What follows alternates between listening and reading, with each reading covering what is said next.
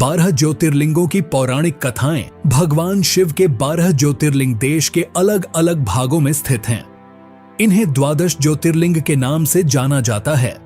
इन ज्योतिर्लिंग के दर्शन, पूजन, आराधना से भक्तों के जन्म जन्मांतर के सारे पाप समाप्त हो जाते हैं। वे भगवान शिव जी की कृपा के पात्र बनते हैं। ऐसे कल्याणकारी ज्योतिर्लिंगों की कथा आज हम आपको बताएंगे। श्री सोमनाथ मंदिर गुजरात प्रांत के काठियावाड़ क्षेत्र में समुद्र के किनारे सोमनाथ मंदिर विश्व प्रसिद्ध है। यह ज्योतिर्लिंग पहले प्रभास क्षेत्र के नाम से जाना जाता था। यहीं भगवान श्री कृष्ण ने जरा नामक व्याध के बाण को निमित्त बनाकर अपनी लीला का अंत किया था। इस ज्योतिर्लिंग की कथा का पुराणों में भी वर्णन है। दक्ष प्रजापति की 27 कन्याएं थीं। उन सभी का विवाह चंद्रदेव के साथ हुआ था, किंतु चंद्रमा का समस्त अनुराग व प्रेम उनमें से केवल रोहिणी के प्रति ही रहता था। उनके इस कृत्य से दक्ष प्रजापति की अन्य कन्याएं बहुत अप्रसन्न रहती थीं। उन्होंने अपनी यह व्यथा कथा अपने पिता को सुनाई। दक्ष प्रजापति ने इसके लिए चंद्रदेव को अनेक प्रकार से समझाया, किंतु रोहिणी के वशीभूत उनके हृदय पर इसका कोई प्रभाव नहीं पड़ा। दक्ष ने क्रुद्ध होकर उन्हें क्षयग्रस्त हो जाने का शाप दे दिया। इस शाप के कारण चंद्रदेव तत्काल क्षयग्रस्त हो गए। उनके क्षयग्रस्त होते ही पृथ्वी पर सुधा शीतलता वर्षण का उनका सारा कार्य रुक गया। चारों ओर त्राही त्राही मच गई। चंद्रमा भी बहुत दुखी और चिंतित रहने लगे थे। उनकी प्रार्थना सुनकर इंद्रादि देवता तथा वशिष्ठ आदि अर्षिगण उनके उद्धार के लिए पितामह ब्रह्मा जी के पास गए।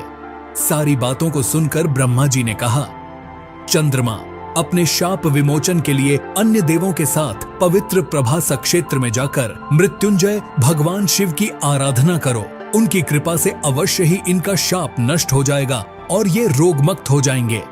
ब्रह्मा जी के कहे अनुसार चंद्रदेव ने मृत्युंजय भगवान की आराधना का सारा कार्य पूरा किया। उन्होंने घोर तपस्या करते हुए 10 करोड़ बार मृत्युंजय मंत्र का जप किया।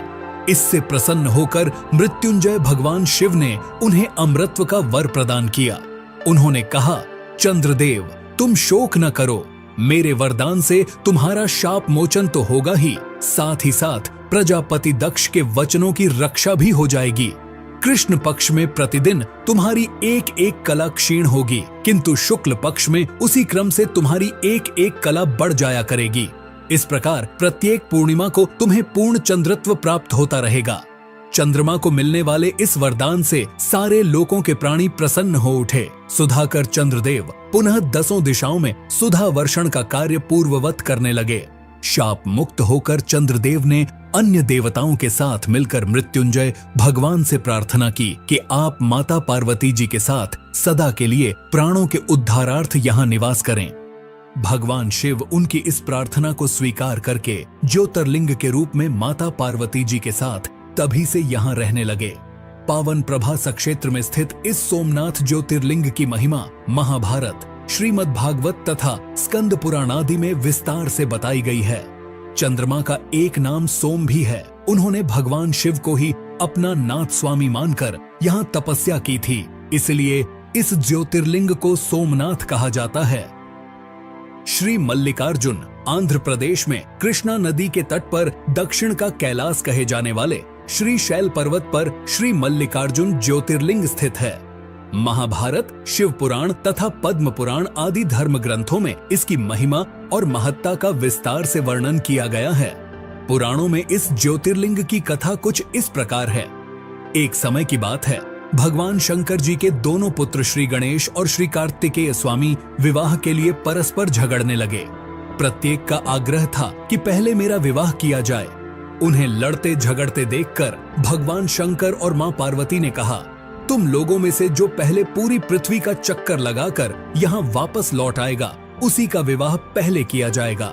माता पिता की यह बात सुनकर श्री कार्तिकेय स्वामी तो अपने वाहन मोर पर विराजित हो तुरंत पृथ्वी के चक्कर लगाने के लिए दौड़ पड़े। गणेश जी के लिए तो यह कार्य बड़ा ही कठिन था। एक तो उनकी काया स्थूल थी, दूसरे उनका वाहन भी मूषक चूहा था। भला वे दौड़ में स्वामी कार्तिकेय की बराबरी किस प्रकार कर पाते। लेकिन उनकी काया जितनी स्थूल थी, बुद्धि उसी के अनुपात में सूक्ष्म और तीक्ष्ण थी। उन्होंने पृथ्वी की परिक्रमा का एक सुगम उपाय खोज निकाला। सामने बैठे माता पिता का पूजन करने के पश्चात उनकी 7 बार परिक्रमा करके उन्होंने पृथ्वी के चक्कर न लगाकर माता पिता के चक्कर लगाकर कार्य पूरा कर लिया। उनका यह कार्य शास्त्रानुमोदित था।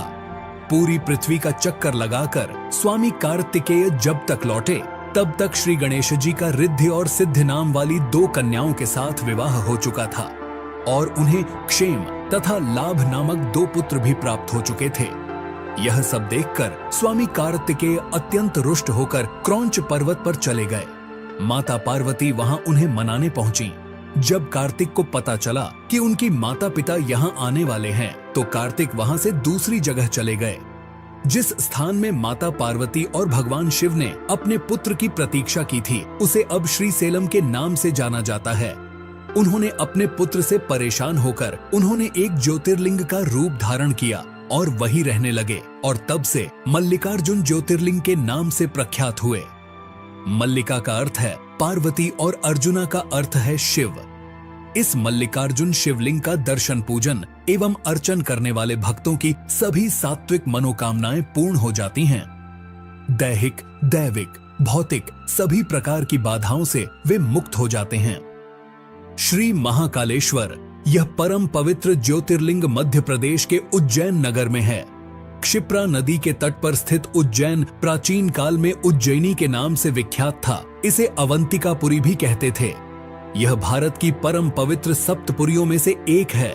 महाभारत, शिव पुराण एवं स्कंद पुराण में महाकाल ज्योतिर्लिंग की महिमा का पूरे विस्तार के साथ वर्णन किया गया है। इस ज्योतिर्लिंग के विषय में एक कथा इस प्रकार कही जाती है। किसी समय अवंतिकापुरी में वेदपाठी तपोनिष्ठ एक अत्यंत तेजस्वी ब्राह्मण रहते थे। एक दिन दूषण नामक एक अत्याचारी असुर उनकी तपस्या में विघ्न डालने के लिए वहां आया। ब्रह्मा जी से वर प्राप्त कर वह बहुत शक्तिशाली हो गया था। उसके अत्याचार से चारों ओर त्राही त्राही मची हुई थी। ब्राह्मण को कष्ट में देखकर प्राणी मात्र का कल्याण करने वाले भगवान शंकर वहां प्रकट हो गए। उन्होंने एक हुंकार मात्र से उस दारुण अत्याचारी दानव को वहीं जलाकर भस्म कर दिया। ब्राह्मणों ने महादेव से यहीं विराजमान होने के लिए प्रार्थना की। ब्राह्मणों के निवेदन से प्रसन्न होकर शिव जी यहाँ महाकालेश्वर ज्योतिर्लिंग के रूप में वास करने लगे। भगवान वहां हुंकार सहित प्रकट हुए, इसीलिए उनका नाम महाकाल पड़ गया। इसीलिए परम पवित्र ज्योतिर्लिंग को महाकाल के नाम से जाना जाता है। भगवान शिव समय यानी काल के अंत तक यहीं रहेंगे, इसलिए भी इन्हें महाकाल कहा जाने लगा। श्री ओंकारेश्वर यह ज्योतिर्लिंग मध्य प्रदेश में पवित्र नर्मदा नदी के तट पर ओम आकर के पर्वत पर स्थित है। इस स्थान पर नर्मदा के 2 धाराओं में विभक्त हो जाने से बीच में एक टापू सा बन गया है। इस टापू को मानधाता पर्वत या शिवपुरी कहते हैं। नदी की एक धारा इस पर्वत के उत्तर और दूसरी दक्षिण होकर बहती है। दक्षिण वाली धारा ही मुख्य धारा मानी जाती है। इसी मानधाता पर्वत पर श्री ओंकारेश्वर ज्योतिर्लिंग का मंदिर स्थित है। पूर्व काल में महाराज मानधाता ने इसी पर्वत पर अपनी तपस्या से भगवान शिव को प्रसन्न किया था। इसी से इस पर्वत को मानधाता पर्वत कहा जाने लगा। इस ओंकारेश्वर ज्योतिर्लिंग के 2 स्वरूप हैं। एक को ममलेश्वर के नाम से जाना जाता है। यह नर्मदा के दक्षिण तट पर ओंकारेश्वर से थोड़ी दूर हटकर है। पृथक होते हुए भी दोनों की गणना एक ही में की जाती है। शिवलिंग के 2 स्वरूप होने की कथा पुराणों में इस प्रकार है। एक बार विंध्य ने पार्थिव अर्चना के साथ भगवान शिव की 6 मास तक कठिन उपासना की। उनकी इस उपासना से प्रसन्न होकर शंकर जी वहां प्रकट हुए। उन्होंने विंध्य को उनके मनोवांछित वर प्रदान किए। विंध्याचल की इस वर प्राप्ति के अवसर पर वहां बहुत से ऋषिगण और मुनि भी पधारे। उनकी प्रार्थना पर शिवजी ने अपने ओंकारेश्वर के 2 भाग किए। एक का नाम ओंकारेश्वर और दूसरे का ममलेश्वर पड़ा। दोनों लिंगों का स्थान और मंदिर पृथक होते भी दोनों की सत्ता और स्वरूप को एक ही माना गया है। ओंकारेश्वर शिव भगवान का अकेला ऐसा मंदिर है जहां रोज गुप्त आरती होती है। इस दौरान पुजारियों के अलावा कोई भी गर्भगृह में नहीं जा सकता। शिव पुराण में इस ज्योतिर्लिंग की महिमा का विस्तार से वर्णन किया गया है। श्री ओंकारेश्वर और श्री ममलेश्वर के दर्शन का पुण्य बताते हुए नर्मदा स्नान के पावन फल का भी वर्णन किया गया है। श्री केदारनाथ यह ज्योतिर्लिंग पर्वतराज हिमालय की केदार नामक चोटी पर स्थित है। पुराणों एवं शास्त्रों में श्री केदारेश्वर ज्योतिर्लिंग की महिमा का वर्णन बारंबार किया गया है। इस चोटी के पश्चिम भाग में पुण्यमती मंदाकिनी नदी के तट पर स्थित श्री केदारेश्वर महादेव का मंदिर अपने स्वरूप से ही हमें धर्म और अध्यात्म की ओर बढ़ने का संदेश देता है। चोटी के पूर्व में अलकनंदा के सुरम्य तट पर बद्रीनाथ का परम प्रसिद्ध मंदिर है। अलकनंदा और मंदाकिनी ये दोनों नदियां नीचे रुद्रप्रयाग में आकर मिल जाती हैं। दोनों नदियों की यह संयुक्त धारा और नीचे देवप्रयाग में आकर भागीरथी गंगा से मिल जाती हैं। इस प्रकार परम पावन गंगा जी में स्नान करने वालों को भी श्री केदारेश्वर और बद्रीनाथ के चरणों को धोने वाले जल का स्पर्श सुलभ हो जाता है। कहा जाता है कि यह मंदिर समुद्र तट से लगभग 12,000 फीट की ऊंचाई पर स्थित है। सर्दियों में मौसम की खराब स्थिति के कारण यह मंदिर साल में 6 महीना के लिए खुला रहता है। कहा जाता है कि पवित्र केदारनाथ मंदिर का निर्माण 8वीं शताब्दी ईस्वी में हिंदू गुरु आदि शंकराचार्य द्वारा किया गया था। आदि शंकराचार्य ने उस स्थान का पुनर्निर्माण किया जहां माना जाता है कि महाभारत के पांडवों ने एक शिव मंदिर का निर्माण कराया था। पौराणिक कथा के अनुसार ऐसा कहा जाता है कि पांडव अपने कौरव भाइयों का अंत करने के बाद अपने पापों का प्रायश्चित करने के लिए भगवान शिव से माफी मांगने जाना चाहते थे, लेकिन भगवान शिव उनसे मिलना नहीं चाहते थे। इसके बाद भगवान शिव गुप्तेश्वर में छुप गए, जहां आज केदारनाथ का ज्योतिर्लिंग स्थित है। पांडवों ने और द्रौपदी ने एक बैल देखा जो अन्य बैल से बहुत अनोखा था। पांडवों में से भीम ने उन्हें पहचान लिया कि वह बैल कोई और नहीं बल्कि भगवान शिव है। भगवान शिव जो उनसे छिप रहे थे वे नंदी बैल के रूप में थे। भीम ने बैल को पकड़ने की कोशिश की लेकिन सफल नहीं हो सका। बैल ने खुद को जमीन में धंसा लिया था। भीम ने बैल की पूंछ पकड़कर बाहर खींचने की कोशिश की लेकिन वह नहीं कर सके। इसके बाद भगवान शिव ने खुद को और नीचे धकेल दिया और अलग अलग स्थानों में केवल कुछ हिस्सों में ही प्रकट हुए। जैसे कि केदारनाथ में उनके पीठ का ऊपरी हिस्सा प्रकट हुआ, तुंगनाथ में भुजाएं, मध्य महेश्वर में नाभि और पेट, रुद्रनाथ में चेहरा और कल्पेश्वर में बाल सिर प्रकट हुआ। पांडवों ने शिव की पूजा करने के लिए इन 5 केदारों पर मंदिर बनवाए, जिससे वह अपने पापों से मुक्त हो गए। और भगवान शिव ने त्रिकोण रूप में इस पवित्र स्थान केदारनाथ में रहने का वादा किया। इसीलिए केदारनाथ इतना प्रसिद्ध है और भक्तों द्वारा पूजनीय है। भगवान शिव का यह ज्योतिर्लिंग इतना चमत्कारिक है कि केदारनाथ में आया भयंकर प्रलय भी इससे हिला नहीं पाया था। 2013 में जब बाढ़ का पानी पहाड़ से जब नीचे की ओर गिर रहा था, तभी उस पानी में विशालकाय एक पत्थर लुढ़ककर नीचे आया और मंदिर के पास आकर रुक गया, जिससे पानी का बहाव 2 भागों में बट गया और मंदिर को कुछ नहीं हुआ। इसीलिए अब इस चमत्कारिक शिला को भीमशिला के नाम से जाना जाता है। भीमाशंकर ज्योतिर्लिंग। यह ज्योतिर्लिंग पुणे से लगभग 100 किलोमीटर दूर सह्याद्री की पहाड़ी पर स्थित है। इसे भीमाशंकर भी कहते हैं। इस ज्योतिर्लिंग की स्थापना के विषय में यह कथा कही जाती है। प्राचीन काल में भीम नामक एक महाप्रतापी राक्षस था। वह कामरूप प्रदेश में अपनी मां के साथ रहता था।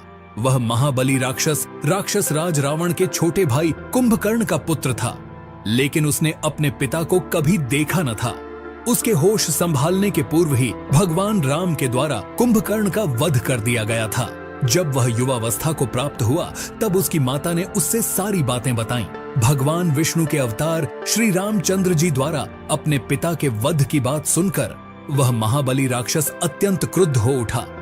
अब वह निरंतर भगवान श्री हरि के वध का उपाय सोचने लगा। उसने अपने अभीष्ट की प्राप्ति के लिए 1000 वर्ष तक कठिन तपस्या की।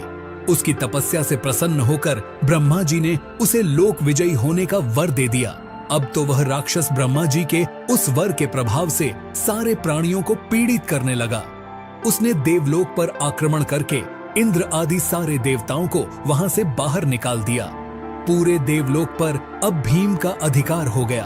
उसने कामरूप के परम शिव भक्त राजा सुदक्षिण पर आक्रमण करके उन्हें मंत्रियों अनुचरों सहित बंदी बना लिया। इस प्रकार धीरे धीरे उसने सारे लोकों पर अपना अधिकार जमा लिया। उसके अत्याचार से वेदों, पुराणों, शास्त्रों और स्मृतियों का सर्वत्र एकदम लोप हो गया। वह किसी को कोई भी धार्मिक कृत्य नहीं करने देता था। इस प्रकार यज्ञ, दान, तप आदि के सारे काम एकदम रुक गए। भीम के अत्याचार की भीषणता से घबराकर ऋषि मुनि और देवगण भगवान शिव की शरण में गए और उनसे अपना तथा अन्य सारे प्राणियों का दुख कहा। उनकी यह प्रार्थना सुनकर भगवान शिव ने कहा, मैं शीघ्र ही उस अत्याचारी राक्षस का संहार करूंगा। उसने मेरे प्रिय भक्त कामरूप नरेश को भी सेवकों सहित बंदी बना लिया है। कामरूप अपने सामने पार्थिव शिवलिंग रखकर अर्चना कर रहे थे। उन्हें ऐसा करते देख क्रोधोन्मत्त होकर राक्षस भीम ने अपनी तलवार से उस पार्थिव शिवलिंग पर प्रहार किया, किंतु उसकी तलवार का स्पर्श उस लिंग से हो भी नहीं पाया कि उसके भीतर से साक्षात शंकर जी वहां प्रकट हो गए। उन्होंने अपनी हुंकार मात्र से उस राक्षस को वहीं जलाकर भस्म कर दिया। भगवान शिव जी का यह अद्भुत कृत्य देखकर सारे ऋषि मुनि और देवगण वहां एक होकर उनकी स्तुति करने लगे। लोगों ने भगवान शिव से प्रार्थना की कि महादेव, आप लोक कल्याणार्थ अब सदा के लिए यहीं निवास करें। यह क्षेत्र शास्त्रों में अपवित्र बताया गया है। आपके निवास से यह परम पवित्र पुण्य क्षेत्र बन जाएगा। भगवान शिव ने सबकी यह प्रार्थना स्वीकार कर ली। वहां वह ज्योतिर्लिंग के रूप में सदा के लिए निवास करने लगे। उनका यह ज्योतिर्लिंग भीमेश्वर के नाम से विख्यात हुआ। काशी विश्वनाथ ज्योतिर्लिंग, काशी विश्वनाथ मंदिर भारत के उत्तर प्रदेश के वाराणसी शहर में पवित्र गंगा नदी के तट पर स्थित है। वाराणसी भारत में सबसे लंबे समय तक रहने वाले शहरों में से एक है, जिसे बनारस या काशी के नाम से भी जाना जाता है, और ये भारत के साथ सबसे पवित्र शहरों में से एक है और कई महत्वपूर्ण हिंदू मंदिरों का घर है। बनारस को एक ऐसे जगह के रूप में भी जाना जाता है जहां आयुर्वेद और योग परंपरा के निर्माता पतंजलि रहते थे और शिक्षा देते थे। ये एक महत्वपूर्ण बौद्ध शहर भी है, क्योंकि कहा जाता है कि बुद्ध ने अपना पहला उपदेश यही दिया था। इस पवित्र शहर में गंगा नदी के किनारे कई घाट है, लेकिन सबसे बढ़कर ये भगवान शिव का शहर है। कहा जाता है कि भगवान शिव चाहेंगे वही लोग यहाँ आ सकेंगे। ये मोक्ष प्राप्त करने और जन्म और मृत्यु के चक्र से मुक्त होने के लिए सबसे महत्वपूर्ण तीर्थ स्थलों में से एक है। ऐसा माना जाता है कि काशी विश्वनाथ पहला ज्योतिर्लिंगो है जो पृथ्वी को तोड़कर आकाश तक चमका, और ऐसा करके उसने अन्य सभी देवताओं पर अपना वर्चस्व स्थापित किया। इस मंदिर में ज्योतिर्लिंग के साथ शक्तिपीठ भी है। इस मंदिर में शिव को विश्वेश्वर के नाम से भी जाना जाता है, जिसका अर्थ है ब्रह्मांड का शासक। इस ज्योतिर्लिंग की उत्पत्ति के बारे में सिर्फ पुराण में एक कथा का उल्लेख है। एक बार सृष्टि के रचयिता ब्रह्मा और सृष्टि के पालनकर्ता भगवान विष्णु के बीच अपने सर्वोच्चता को लेकर बहस हुई। उनकी परीक्षा लेने के लिए शिव ने प्रकाश की एक विशाल अंतहीन स्तंभ ज्योतिर्लिंग के रूप में प्रकट हुए, ये निर्धारित करने के लिए कि कौन अधिक शक्तिशाली है। भगवान विष्णु ने बराह का रूप लिया और नीचे की ओर जाने की कोशिश की, जबकि ब्रह्मा ने स्तंभ के शीर्ष तक उड़ने के लिए रूप लिया।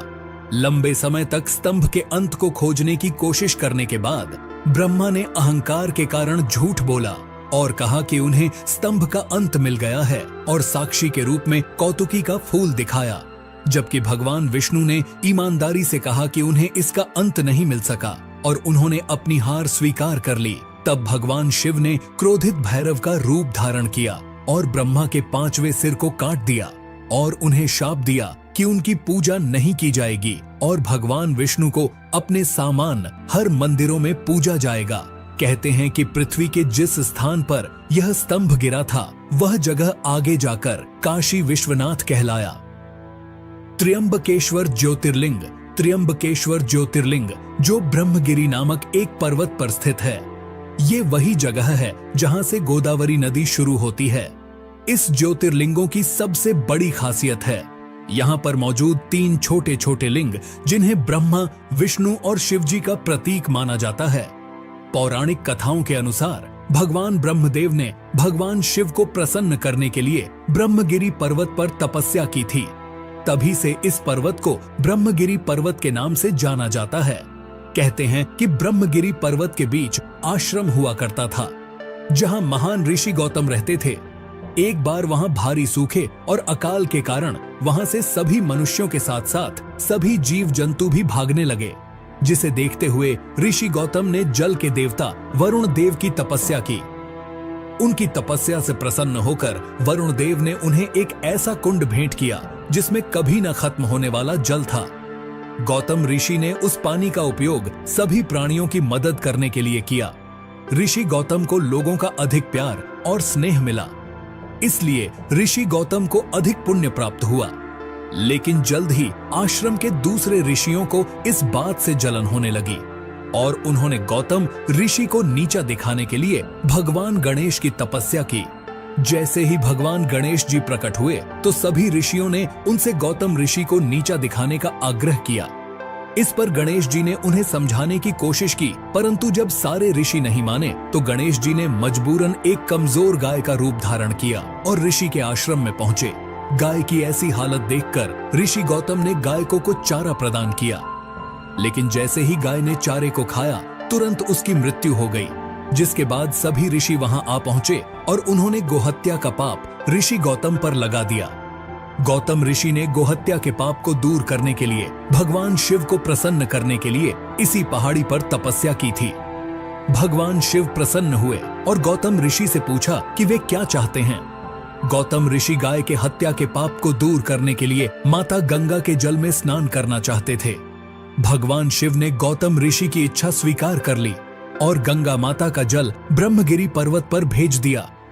लेकिन गंगा नदी वहां से बार बार गायब हो जाती थी, क्योंकि गंगा माता वहां अकेले नहीं जाना चाहती थी। इसलिए गंगा माता ने आगे भगवान शिव से त्र्यंबकेश्वर में उनके साथ रहने के लिए प्रार्थना की और भगवान शिव ने गंगा माता के अनुरोध को स्वीकार कर लिया और ज्योतिर्लिंग त्र्यंबकेश्वर के रूप में भूमि से उत्पन्न हुए, जिसे आज त्र्यंबकेश्वर ज्योतिर्लिंग के रूप में जाना जाता है। वैद्यनाथ ज्योतिर्लिंग। वैद्यनाथ ज्योतिर्लिंग झारखंड राज्य के देवघर में स्थित है। ज्योतिर्लिंग को सिद्धपीठ भी कहा गया है, जहां पर भक्तों की मुराद जल्दी पूरी होती है। पौराणिक कथाओं के अनुसार रावण शिवजी को प्रसन्न करने के लिए हिमालय क्षेत्र में तपस्या कर रहा था। उसने अपने 9 सिर शिवजी को अर्पित कर दिया था। जैसे ही वो अपने 10वें सिर का बलिदान देने वाला था, शिवजी उनके सामने प्रकट हुए और उनसे पूछा कि वे क्या चाहते हैं। रावण ने कामना ज्योतिर्लिंग को लंका द्वीप पर ले जाने को कहा और शिव को कैलाश से लंका ले जाने का इच्छा व्यक्त की। भगवान शिव रावण के अनुरोध पर सहमत हुए, लेकिन एक शर्त के साथ उन्होंने कहा कि यदि लिंग को रास्ते में कहीं भी रखा गया तो ये देवताओं का स्थायी निवास बन जाएगा और इसे कभी भी स्थानांतरित नहीं किया जा सकेगा। ये सुनकर कि भगवान शिव कैलाश पर्वत पर अपने निवास स्थान से चले गए, सभी देवी देवता चिंतित हो गए। उन्होंने भगवान विष्णु से इसका समाधान मांगा। भगवान विष्णु ने पानी से जुड़े देवता वरुण देव को रावण के पेट में प्रवेश करने के लिए कहा, जिसके परिणाम स्वरूप और देवघर के आसपास के क्षेत्र में उसे पेशाब करने की आवश्यकता महसूस हुई। कहानी में कहा गया है कि विष्णु जी ने एक चरवाहे का रूप लिया। जब रावण पेशाब करने गया तो उसने इस ग्वाले को एक लिंग दिया। वरुण देव की उपस्थिति के कारण रावण को खुद को राहत देने में बहुत लंबा समय लगा। काफी देर तक रावण की प्रतीक्षा करने पर चरवाहा क्रोधित हो गया। फिर उसने लिंग को जमीन पर रख दिया और वहां से चला गया। वापस लौटने पर रावण ने लिंग को उठाने का प्रयास किया, लेकिन अपने प्रयास में असफल रहा। यह जानकर परेशान हो गया कि यह भगवान विष्णु का काम था और जाने से पहले रावण ने लिंग पर अपना अंगूठा दबाया, जिससे शिवलिंग आंशिक रूप से क्षतिग्रस्त हो गया। तब शिवलिंग की ब्रह्मा, विष्णु और अन्य देवी देवताओं द्वारा पूजा की गई और उन्होंने वैद्यनाथ मंदिर का निर्माण कराया। तब से महादेव ने कामना लिंग के अवतार के रूप में देवघर में निवास करते हैं। नागेश्वर ज्योतिर्लिंग। नागेश्वर ज्योतिर्लिंग अंधा नागानाथ महाराष्ट्र में स्थित है। नागेश्वर ज्योतिर्लिंग के बारे में सिर्फ पुराण में एक कथा दारुका नामक एक राक्षस के बारे में बताती है, जिसने सुप्रियो नामक एक शिव भक्त पर हमला किया और उसे अपने शहर दारुका वन में कई अन्य लोगों के साथ कैद कर लिया, जो समुद्र के नीचे एक शहर था जिसमें समुद्री सांप और राक्षस रहते थे।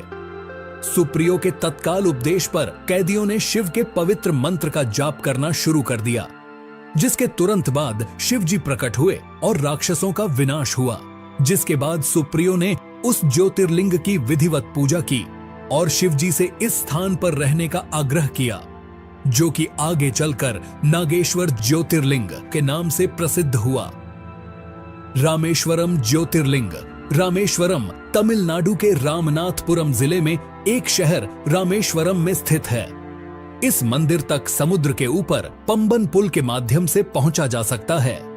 इस ज्योतिर्लिंग को विश्व के सबसे पुराने ज्योतिर्लिंग में से एक माना जाता है। बताया जाता है कि ये ज्योतिर्लिंग रामायण काल के समय जितना पुराना है, जिसे खुद भगवान श्री राम ने रावण को मारने के बाद ब्रह्म हत्या के पाप से बचने के लिए शिव जी की पूजा करने के लिए स्थापित किया था।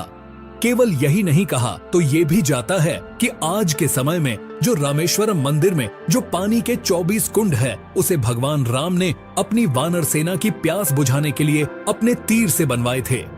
इस मंदिर के गलियारे को विश्व का सबसे बड़ा गलियारा कहा जाता है, जो कि 1212 स्तंभ पर टिका हुआ है।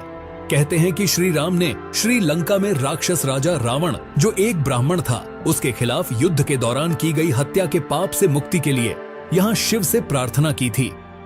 पुराणों के अनुसार श्री राम ने अपनी पत्नी सीता और अपने भाई लक्ष्मण के साथ यहाँ लिंगम स्थापित किया और पूजा की। रावण को मारते समय श्री राम पर ब्रह्म हत्या का पाप लगा। शिव जी की पूजा करने के लिए श्री राम ने हनुमान जी, जो स्वयं शिव जी के अवतार थे, उन्हें हिमालय से ज्योतिर्लिंग लाने का निर्देश देते हैं।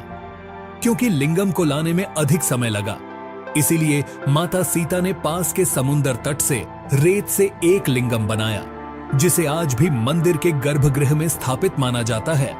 ये विवरण वाल्मीकि द्वारा लिखित मूल रामायण में अच्छी तरह से समर्थित है, जहां ये युद्ध कांड में लिखा गया है। घृष्णेश्वर ज्योतिर्लिंग। घृष्णेश्वर ज्योतिर्लिंग महाराष्ट्र के औरंगाबाद से 30 किलोमीटर दूर भरेल गांव में स्थित है। गांव न सिर्फ घृष्णेश्वर ज्योतिर्लिंगों के लिए जाना जाता है, बल्कि इस जगह पर विश्व प्रसिद्ध एलोरा कैव्स भी देखने को मिलती है। घृष्णेश्वर शब्द का अत्यधिक महत्व है, क्योंकि इसका अर्थ है करुणा का भगवान। इस मंदिर को विभिन्न नाम से जाना जाता है, जैसे कि उसमेश्वर, घूसमेश्वर, दुष्मेश्वर और ग्रीष्मेश्वर। कहानी ये है कि शिवालय गांव में सुधर्मा नामक एक ब्राह्मण था, जो अपनी पत्नी सुधैया के साथ देवगिरी पहाड़ों में रहते थे। ये दंपति निसंतान थे, इसलिए सुधैया ने अपनी छोटी बहन घुसमा का विवाह अपने पति से कर दिया।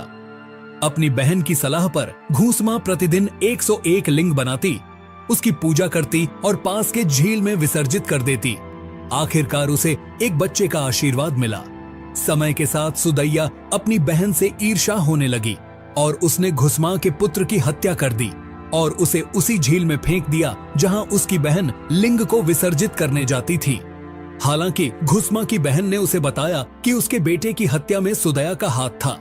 घुसमा ने भगवान शिव की दया पर पूरा भरोसा करते हुए अपने दैनिक अनुष्ठान जारी रखा और अपने विश्वास के उपरांत जब वो लिंग को विसर्जित करने गई, तो उसने अपने बेटे को अपनी ओर आता हुआ देखा। भगवान शिव उनके सामने प्रकट हुए और उसे उसकी बहन के घृणित कार्यों के बारे में बताया। घुसमा ने भगवान शिव से अपनी बहन को क्षमा करने का अनुरोध किया। प्रसन्न होकर भगवान शिव ने उन्हें वरदान दिया। घुसमा ने भगवान शिव से यही रुकने का आग्रह किया। यही कारण है कि भगवान शिव यहाँ स्वयं ज्योतिर्लिंग के रूप में प्रकट हुए।